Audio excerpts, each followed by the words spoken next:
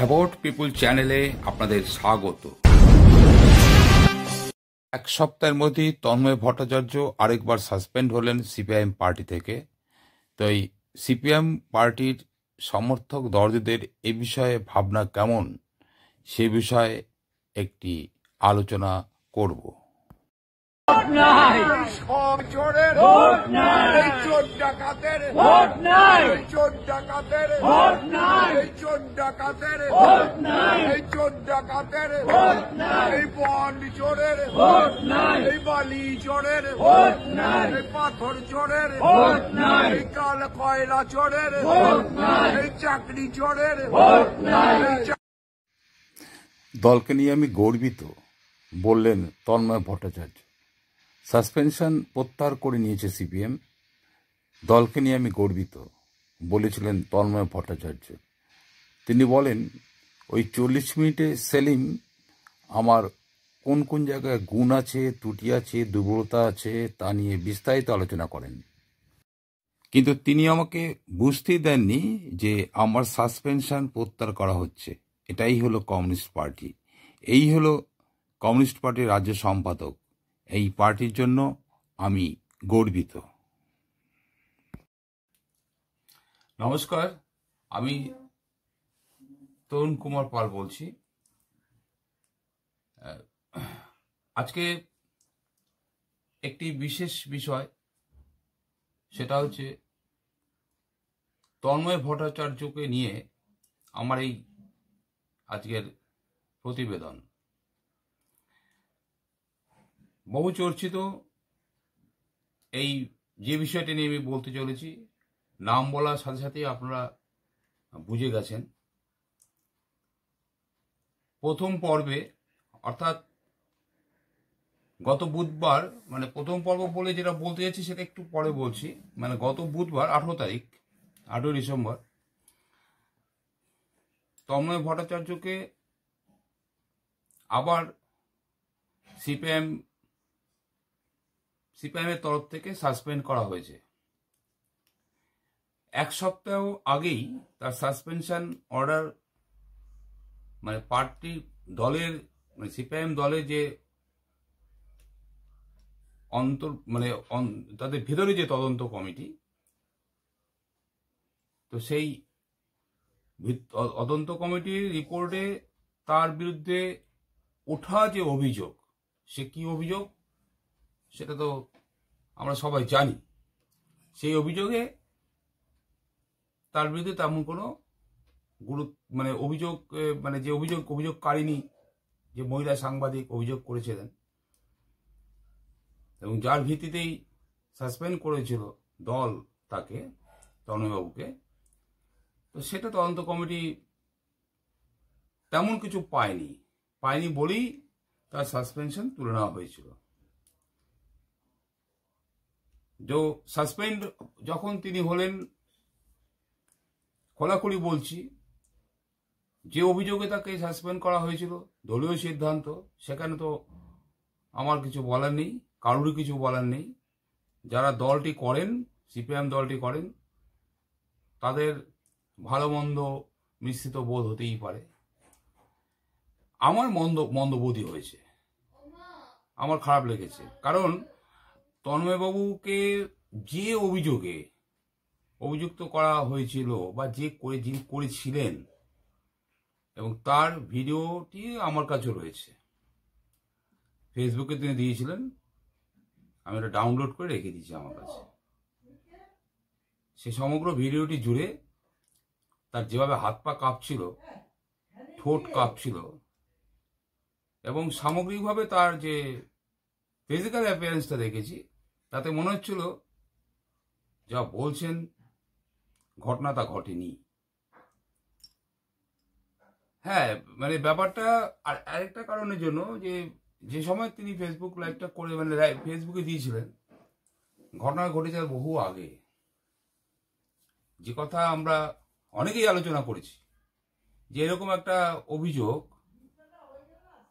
আমার আপনাদের মতন সাধারণ মানুষের ঘরে কোনো মেয়েদের উপর এরকম অভিযোগ হলে লজ্জানারীর ভূষণ, সেরকমভাবে দেখা যায় যে তারা সাধারণত মানে মনমরা হয়ে যায়। এরকম কোনো ঘটনা, যে ঘটনাটা আর এ তো গেলই। আরেকটা কথা হচ্ছে, সেটাকে বলবার সময় নিজের পক্ষে যুক্তি রাখবার জন্য যেভাবে আত্মবিশ্বাসের সাথে বলা দরকার, তার চেয়ে অনেক বেশি নার্ভাস মনে হচ্ছিল। জানি না, হয়তো ঘটনাটা বলবো কি বলবো না লোকের সামনে, না কি এই জন্যই হচ্ছিলেন, না বলতে পারছি না। যেহেতু বিষয়টি বেশি বেশি আলাপ আলোচনা করা যায় না, কোর্টের এখতিয়ারভুক্ত রয়েছে, কেস হয়েছে। তো এখন আমি সেই বিষয়ে যাচ্ছি না। আমি তন্ময়বাবুর যে তাকে যে আবার দ্বিতীয়বার পার্টি সাসপেন্ড করলো, সেটাই আমার কাছে বিশেষভাবে আশ্চর্য লেগেছে এবং খারাপ লেগেছে। যারা পার্টির মানুষজন আছেন তাদের পক্ষে সব মেনে, পার্টির সিদ্ধান্তকে মেনে চলাটা আবশ্যিক কাজ তাদের, কিন্তু তার বাইরে একটা অনেক বড় মানুষের জগৎ আছে, যেটা সিপিএম এর ভোটার, সমর্থক, দরদি। তাদেরও তো একটা বোধ আছে। সিপিএম এর অন্দরমহলে যাই কিছু ঘটুক না কেন, বা সিপিএম এর নেওয়া কোনো সিদ্ধান্ত, সেই সিদ্ধান্ত পার্টি সদস্যদের ভালো লাগা কি মন্দ লাগা, সেটা তাদের পার্টির অভ্যন্তরীণ ক্ষেত্রে গিয়েই বলতে হবে। ভালো মন্দটা প্রকাশ্যে বাইরে তারা বলতে পারেন না। সমর্থক দলদের তো সেই সব জায়গায় নেই, তারা কি করবে? তাদের জন্য পার্টি কোনো গাইডলাইন দেবে না, দেয়ও না। সমর্থকরা সমর্থকই থাকে, দরদিরা দরদিই হয়ে থাকে, তাদের হাত পা বাঁধা থাকে।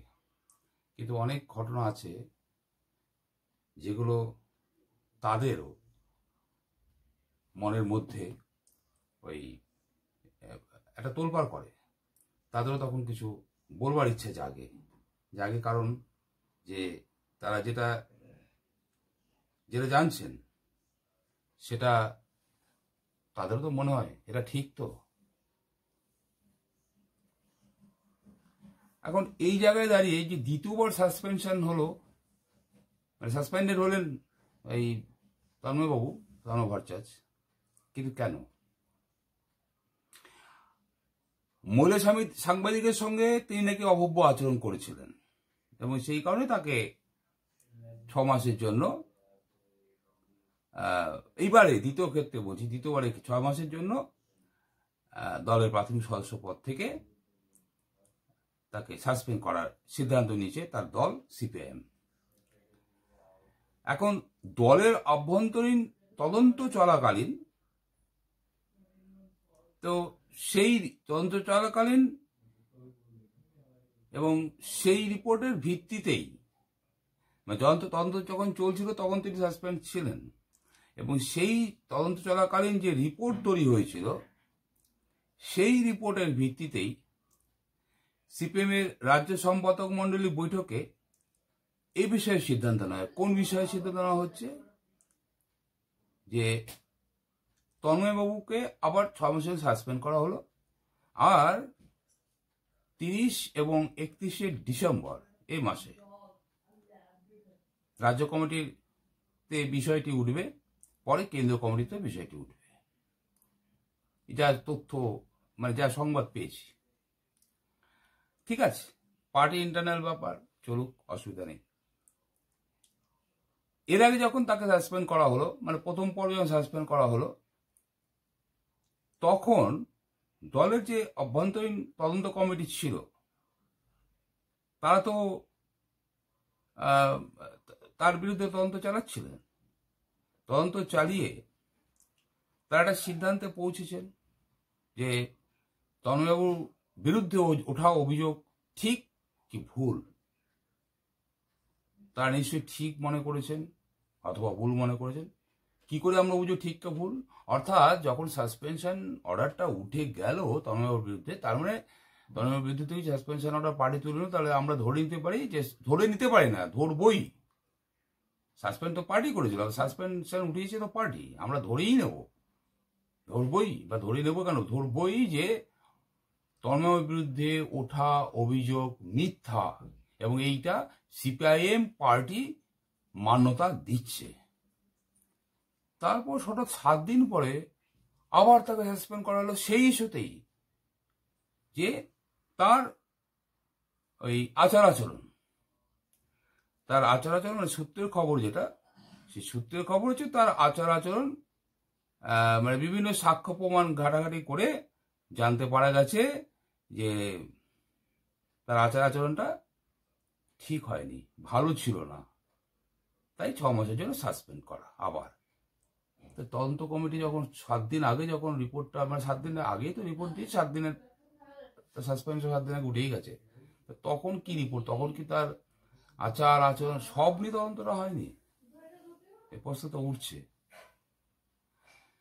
সাধারণ মানুষের সাথে যাতে সম্পর্ক, আমাদের সাথে সাধারণ মানুষের সম্পর্ক, মেলামেশা করি, প্রশ্ন করে তো। বাজারে গিয়েছিলাম, প্রশ্ন করেছে, এই কি হচ্ছে, কি এটা কি ধরনের ছেলে খেলা হচ্ছে, একবার সাসপেন্ড হচ্ছে, আরেকবার সাসপেনশন আবার বহাল হচ্ছে।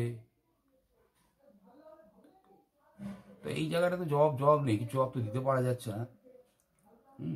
ওই যে শুরুতে বললাম, যারা দলীয় কর্মী মানে পার্টির যাদের সদস্য, তাদের পক্ষে দলের ভেতরকার নিয়ম শৃঙ্খলা তো মেনে চলতেই হবে। তার বাইরে একটা বিরাট অংশ রয়েছে মানুষ যারা সমর্থক, সিপিএম দলটা সমর্থক, দরদি, ভূমিকা তাদের কম না, অনেক বড় ভূমিকা। এবং আমি একদম হলফ করে বলতে পারি, অনেক সমর্থক আছেন যারা পার্টির সদস্য না হয়েও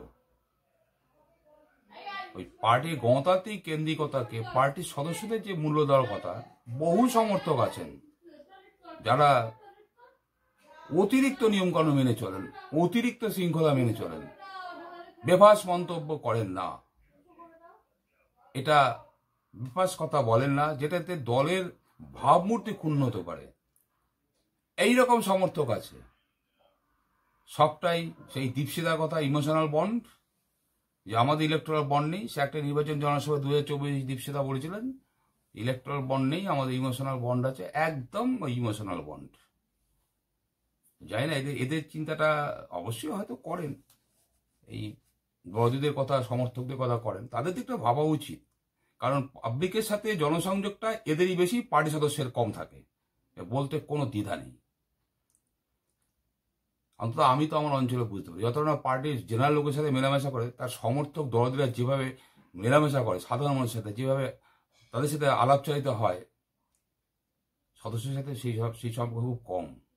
এবং যার জন্য বহু সদস্যকে, বহু দরদিকে জেনারেল পিপুলরা মনেই করে থাকে এবার তারা বড়সড় কিছু পার্টির হবে।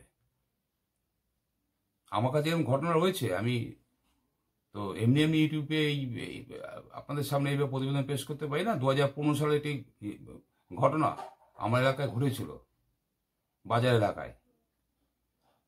সেদিন 30 সেপ্টেম্বর, সম্ভবত 2015 30 সেপ্টেম্বর, মোস্ট প্রবাবলি, অতটা মনে নেই, তবুও বলছি সেই দিন ভারত বন্ধ ডাকা হয়েছিল কেন্দ্রীয় শ্রমিক সংগঠনের, 10টি কেন্দ্রীয় শ্রমিক সংগঠনের তরফ থেকে।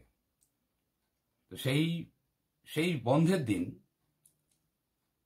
এখন তো এটা তো বলতে দিতে নেই, 2011 পর থেকে তো কি অবস্থা চলছে রাজ্যে। হ্যাঁ, বিভিন্ন জায়গায় কেস খামারি দেওয়া হচ্ছে, পার্টি যারা করতেন তাদের বিনা মামলা দেওয়া হচ্ছে, এলাকা ছাড়া করা হয়েছে, এখনো অনেক এলাকা ছাড়া আছে। 2015 সাল মধ্য গগনে তৃণমূল কংগ্রেস, এখনো অনেক জায়গায় সেই অবস্থায় আছে।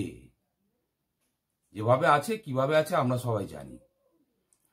সেই 2015 সালে কিন্তু এক বর্ষিয়ান কমরেড, তৎকালীন সিপিআইএম এর, ছেড়ে দিয়েছে। 1960 সালে পার্টি ছেড়েছেন, তার সাথে বনিবনা হয়নি, কিন্তু সমর্থকটা রয়ে গেছেন। এবং তার সমর্থনটা আমার এখনো হাসি বা এলাকার অনেক সিপিআইএম সদস্যদের দেখলে।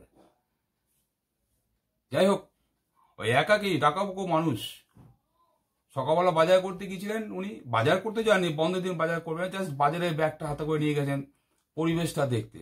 পুরোনো দিনের কমরেড তো উসকুস করে সবসময়। আমরা বলি, আমার সাথে দেখা হয় যখনই বলি, তখন এই উসকুস করাটা গেল না। যাই হোক, উনি পারেন না। তো কি হয়েছে, পার্টি অফিসের সামনে বন্ধের দিন 10টি কেন্দ্রীয় ট্রেড ইউনিয়ন মানে CITU তো রয়েছে তার মধ্যে, তো ফলে CITU মানে CPM এর শ্রমিক সংগঠন তারা ডেকেছে, আর উনি নিজেও শ্রমিক মানুষ ছিলেন, স্বাভাবিক। এই তার জন্যই হয়তো মানে ব্যাপারটা ভালো বোঝেন, এই লাল পার্টির ব্যাপারটা গুলো সমর্থন করার ব্যাপারটা হয়তো ওই জন্যই ওনার বেশি তীব্রতা। অন্য সাধারণ অফিস কাছারি মধ্যবিত্তের জীবন হলে হয়তো উনি হতেন না। শ্রমিক ছিলেন বলেই বোধ হয় এতটা ভালোবাসা, তীব্র ভালোবাসা, কম লাল ঝান্ডার প্রতি সেই আকর্ষণই আর কি। CPM যেহেতু সবচেয়ে বড় বৃহত্তম রাজনৈতিক দল, সেই জন্যই তার সমর্থনটা এখনো অটুট রয়েছে এই দলের প্রতি, তাছাড়া ভালোবাসা থাকে না। তো যাই হোক, উনি সেই অফিসে তৃণমূল বাজারে CPM এর যে পার্টি অফিস ছিল তার পাশে সার দিয়ে দুটো ওয়ার্ডের আর কি কাউন্সিলর, তার দুটো কাউন্সিলর নেতৃত্বে তাদের ছেলেপেলেরা বসে গেছে। 2015 সালে কথা বলছি। এবং উনি মানে যখন তিনি CPMটা করতেন, মানে একেবারে মানুষ তো মানে কি বলবো, মানে সৎ মানুষ, সাহসী, সৎ এবং সাহসী। মানে একসময় আমাদের এই সমস্ত অঞ্চলে তিনি যথেষ্ট মানে সংগঠক হিসেবে যথেষ্ট প্রতিষ্ঠিত ছিলেন, এবং তিনি এবং তার মতন বেশ কিছু মানুষ একত্রে পার্টিটা না করার ফলে বহু ইয়াং জেনারেশন বসে গেছে। তাদের কেউ অন্য দলের নামও লিখিয়েছে, আবার কেউ CPM এর সমর্থক হয়ে রয়ে গেছে। এখন যাই হোক, যে কথা বলছিলাম, তো সেই ভদ্রলোক যেটা বলতে তন্ময়ের কথা প্রসঙ্গে তুলে সমর্থকদের কথা এলো, সেই প্রসঙ্গে বলছি যে সেই ভদ্রলোক ওই যার কথা বলছি, তিনি সরাসরি একজন তৃণমূল কংগ্রেস কর্মীকে ডেকে বলেছেন যে কি ব্যাপার, পার্টি অফিসটা তো খোলেনি, CPM এখন এসে খোলেনি, CPM যখন পার্টি অফিসটা খুলতে যাবে এদের ডিঙে যেতে হবে, সামনে চেয়ার পেতে বসে আছে, তো বৎসা বেঁধে যাবে। তো যাই হোক, ছেলেটি বলেছিল যে আমি যারা এইসব দু ওয়ার্ডের করছে, আমার ওয়ার্ড, আমার 3টে ওয়ার্ডের লাগোয়া অংশ, বাজারটা 3টে ওয়ার্ডের জাংশন এরিয়া আর কি। ওনাকে এড়ানোর জন্য ওনার কথার জবাব এড়ানোর জন্য বললো যে আমি তো আমার ওয়ার্ডের নয় ওরা। উনি সরাসরি বললেন কেন, জোরেই চিৎকার করে ডাকাবো গুলো গলার আওয়াজ এসে চিৎকার করে বলছে কেন তুই তৃণমূল করিস না, তোর ওয়ার্ডের নয় মানেটা কি? তো যাই হোক, সে ছেলে সেখান থেকে চলে গেছে, সে আর তাড়ায়নি, না এই প্রশ্নের জবাব দিতে পারবেন ওই কথা বলি, সে জায়গা ছেড়ে চলে গেছে। যথারীতি যেটা হয় যে বাড়ি ফিরে এসে উনি আমাকে ফোনটা করেছিলেন, ফোন করার পরে যাই হোক আমাকে একরকম খুব করে বললেন, তুলনা করলেন একটা যেন আমি আমারই দায় আর কি। তো যাই হোক, আমাকে বললেন যে কি ব্যাপার, পার্টিটাকে তুলে দিতে যাচ্ছে এরা, যে কাউন্সিলর পদে দাঁড়িয়ে ছিল তাকে একটু ফোন করে জানতো দেখি কি বলে। তা আমি তাকে বললাম তুমি হও, নিরস্ত হও, এত এরকম হাঁপাচ্ছ তুমি খুব।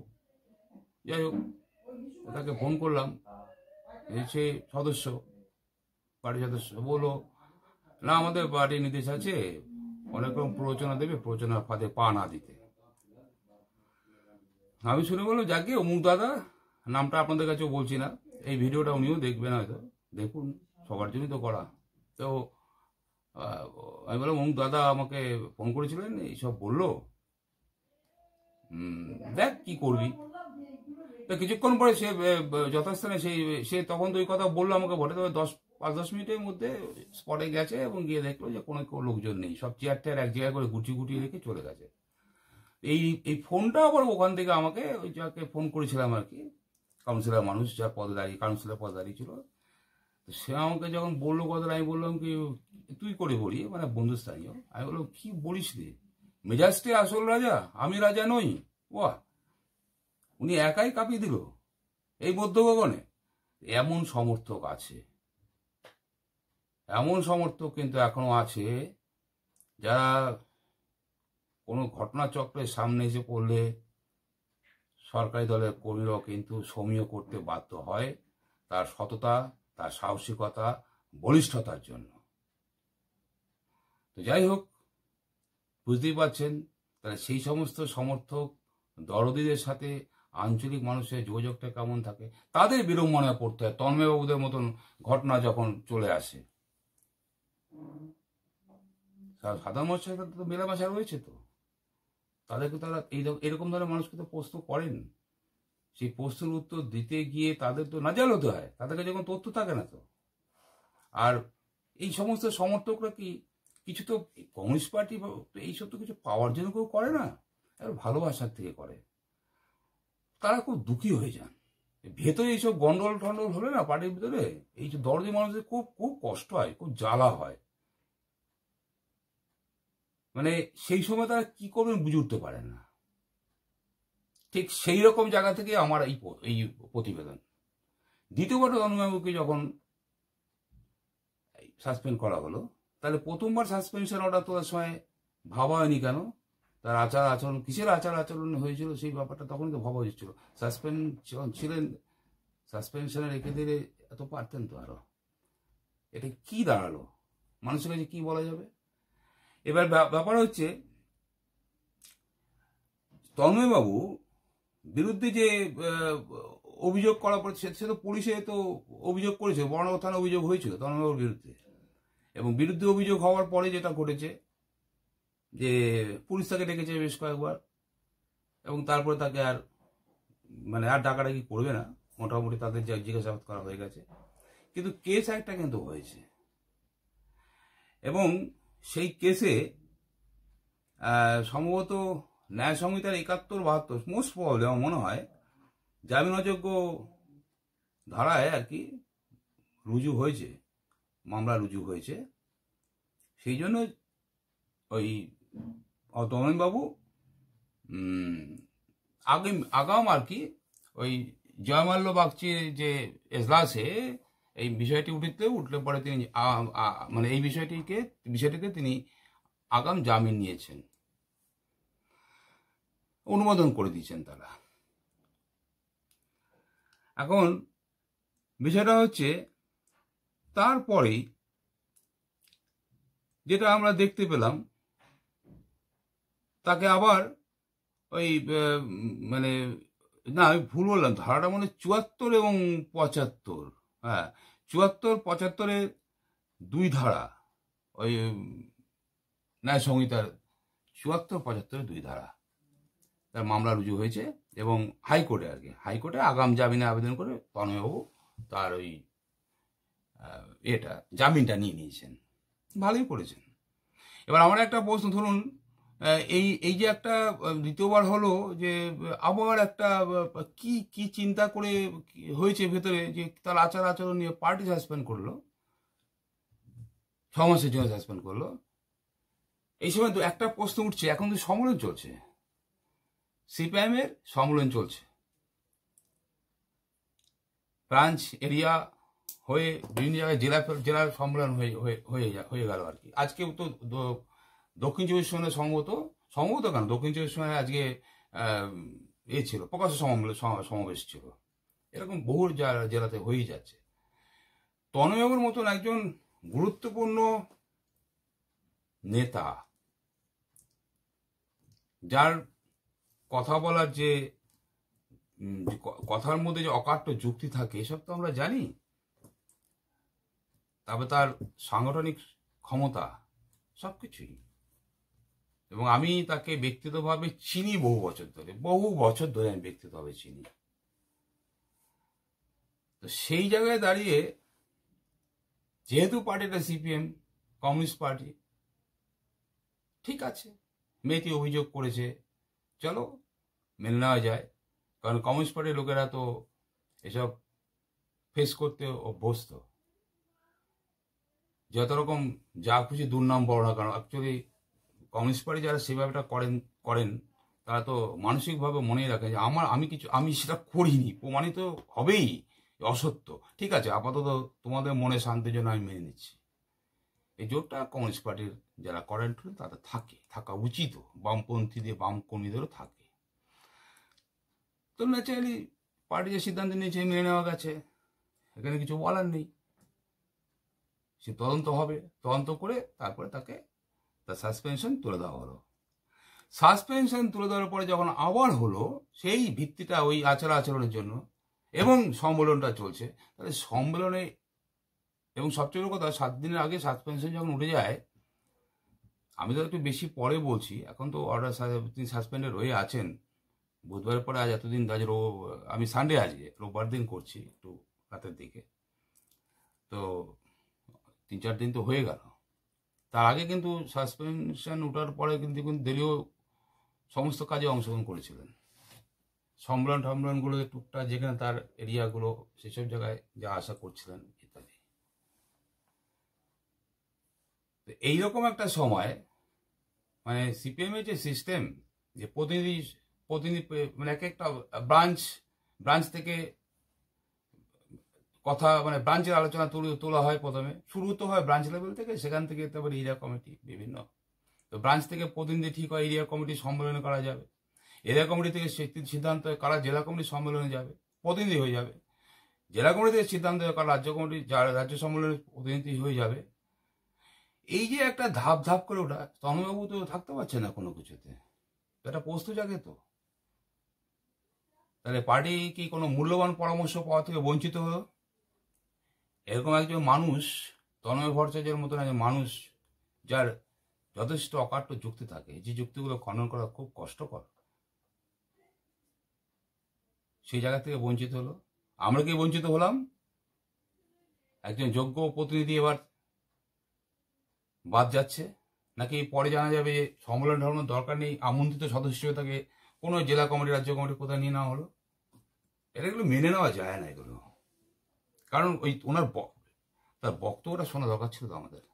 কি বলছেন অভ্যন্তরীণ জানতে পারবো না, তবে দলের কর্মসূচির মধ্য দিয়ে বোঝা যায় যে ব্যক্তিরা এই সম্মেলন চলাকালীন সবাই যে মতামত দিচ্ছে, তার থেকে তো একটা প্রোগ্রাম তৈরি হবে, তো কর্মসূচি তৈরি হবে। তো সে কর্মসূচি দিয়ে বোঝা যায় যে কারা কারা কারা কারা এইরকম কর্মসূচি গ্রহণ করতে উৎসাহিত করতে হবে পার্টিকে, এটা কিন্তু বোঝা যায়। বিশেষ কিছু বলার নেই, গণতান্ত্রিক কেন্দ্রিকতা মানতে হবে। আমি সাংবাদিকতা সেই করি না সেই অর্থে, আমি ততক্ষণই বলতে পারি যে খারাপ লাগা জায়গাটা বলতে পারি। আর আমার আরেকটি কথা এবং শেষ কথা, যে যখন বিচারে প্রমাণ হবে, তন্ময়বাবু, মানে বিচারালয় থেকে প্রকাশিত হবে যে তন্ময়বাবু নির্দোষ, সেদিন পার্টি কি করবে? 6 মাসে সাসপেন্ড করা হয়েছে। 6 মাসে আমাদের বিচার ব্যবস্থা তো জানি, 6 মাসের মধ্যে কি সব সমস্যার সমাধান হয়ে যাবে? যদি না হয় তাহলে এক্সটেনশন হবে সাসপেনশনটা 2। তারপরে যদি দেখা যায় বিচারের বাণীতে প্রকাশ পেল তন্ময়বাবু একেবারে নির্দোষ, কোনো কিছুর মধ্যেই নেই, তখন কি করবে পার্টি? আর আমাদের জবাব দিতে হবে। তো এটা একটা খুব সাধারণ ব্যাপার নয়, এগুলো সব ভাবনা চিন্তা করে কাজগুলো করা দরকার। আর একটা কথা হচ্ছে, স্কুল সাসপেনশন, যেমন কোনো ছেলে মেয়ে অন্যায় করে যে স্কুল সাসপেন্ড করা হলো, মানে স্কুলের রুলস বা নর্মস সে মানেনি, তাকে যখন সাসপেন্ড করা হয়, বাবা মাকে অভিভাবককে জেনে তাকে দেখে বলে দেওয়া হয় আপনার এইভাবে তৈরি হোক, এইসব নিয়ম ভঙ্গ করেছে, যেন এই কিছু কালের জন্য সাসপেন্ড রাখা হলো। সে তো বাড়ির বাবা মার অধীনে রইল, বাবা মার কাছে রইল, তারা তো শেখাবে হয়তো, যে যদি ভুল করে থাকে ভুল করে বোঝাবে। তা পার্টির অভ্যন্তরে এইখানে তন্ময়বাবু আলাদা নিজে একা একা কি করবেন? যদি আচরণ ভুলও করে থাকেন, একা একা কি করবেন? তাকে দলচ্যুত করে দিলো, তার বিরুদ্ধে যদি কেউ অভিযোগ আনেও, সেই অভিযোগটাকে তাকে সাসপেন্ড করে কেন দলের মধ্যে রেখে তো করা যায়। একটা মানুষকে যখন সাসপেন্ড করা হচ্ছে, আমি ধরে নিলাম একটা ভুল হতেই পারে, মানুষের বিরাট একটা জীবন, মানুষের একটা ভুল হতেই পারে। তার পাশে পুরো পরিবার থাকবে না, তাকে সরে যাবে, পাশে পরিবার থেকে তো বোঝাবে, তো তার পাশে থাকবে, ভেঙে পড়ার কথা তো যথেষ্ট মনের জোর, কমিউনিস্ট পার্টির লোকেদের থাকেই এটা, তো পাশে পার্টিকে পেল না, তো ডাকাপোকোভাবে তো সিদ্ধান্ত না যেতে, অনেকেই নেওয়া যেতে পারত। পার্টির ভাবমূর্তি ক্ষুণ্ণ হচ্ছে, পার্টির ভাবমূর্তি তন্ময়বাবুদের জন্য ক্ষুণ্ণ হচ্ছে। এই অভিযোগ যারা করে তারা বাজারের মানুষজন করেন, সুস্থ সচেতন মানুষ করে না। কোনো কিছু হচ্ছে না। সাসপেনশন হওয়ার পরেই মানুষের মনে গুনগুন করে গান গাইতে শুরু করেছে মানুষ, এ কি হলো, এ কি হলো। এর আগে তো অনেক সাসপেন্ড হয়েছে, আমরা জানি। সে এখন আবার সাংসদ হয়ে গেছেনও বোধহয় রাজ্যসভার। কিন্তু সে বেলা কিন্তু কোনো মানুষ কিছু বলেনি। বিরোধী পক্ষ থেকে উল্টোপাল্টা অনেক কথা বলেছে, কারণ সেসব তথ্য থাকতো মানুষের কাছে, সমর্থক দলদের কাছে অনেক কাছে তথ্য থাকতো, বলার কিছু নেই। তন্ময়বাবুরটা কিন্তু একদম আলাদা। এখন এই পর্যন্তই বলছি, যে অপেক্ষায় রইলাম যে বিচারে যখন প্রমাণিত হবে যে তন্ময়বাবু নির্দোষ, সাসপেনশন 6 মাসের জন্য করা হয়েছে, তো সেই সময় তারপরেও তো বিচারের বাণী তারপরে আসতে পারে, তাহলে কি আবার এক্সটেনশন হবে সাসপেনশন? 1, 2 বিচার বলবে যে তন্ময়বাবু নির্দোষ, তখন আমরা মানবো যে তন্ময়বাবু নির্দোষ কিনা। আমি আমার পার্টি কমরেডকে চিনি না, আমি আমার পার্টি কমরেডকে জানি না, আমি তার সাথে মিশি না, এই আমাদের ইমোশনাল বন্ড। কতটা সৎ, নির্ভীক, বলিষ্ঠ মানুষ হলেই এই তন্ময়বাবুদের মতন মানুষদের জন্যই পার্টির সমর্থক দরদির সংখ্যা ক্রমশ বাড়ছে। কাজে তন্ময়বাবুদের বিরুদ্ধে অভিযোগ ওঠাবার আগে অনেকবার ভাবা উচিত। তন্ময়বাবুর বিরুদ্ধে মহিলা সাংবাদিকের অভিযোগ ওঠার সাথে সাথেই তন্ময়বাবু ইলেকট্রনিক্স মিডিয়ার কাছে কি বক্তব্য তুলে ধরেছিলেন, কি বলিষ্ঠ বক্তব্য তুলে ধরেছিলেন, সেটা আরেকবার শুনে নি। মেয়েটি বলছে আমার কাছে প্রায়ই যায়, তাহলে যদি প্রায়ই আসে এবং আমি যদি এই ধরনের আচরণ করি তাহলে আসবে কেন? ওর মালিককে অভিযোগ করবে না কেন? থানায় অভিযোগ করবে না কেন? আমার বিরুদ্ধে আমার পার্টিতে অভিযোগ করবে না কেন?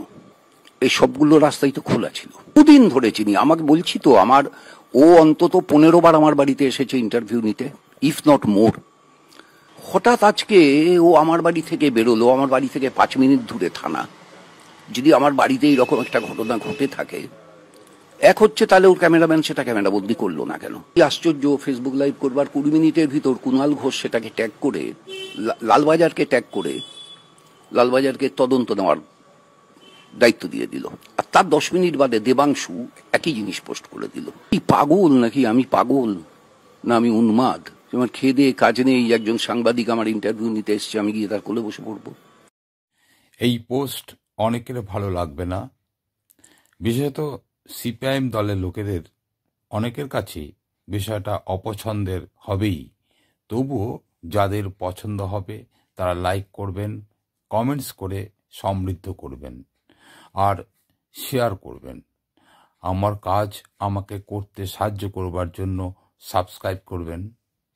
লাইক কমেন্টস বেশি হলে জায়গা মতো বক্তব্যটা পৌঁছাতে পারে। সবাই ভালো থাকবেন, ধন্যবাদ।